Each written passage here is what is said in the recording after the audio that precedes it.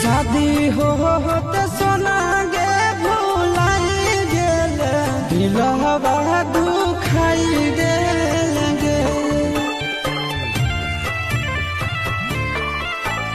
शादी होते जान गे भुलाई गेले दिलवा दुखाई देलगे। प्यार में पगला बनाई देले कहवा पाराई गेलगे।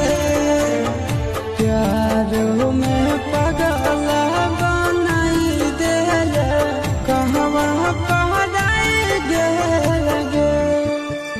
सोचला सपनवा यार मनवा तो माटी में मिलाई देलगे। सोचला सपनवा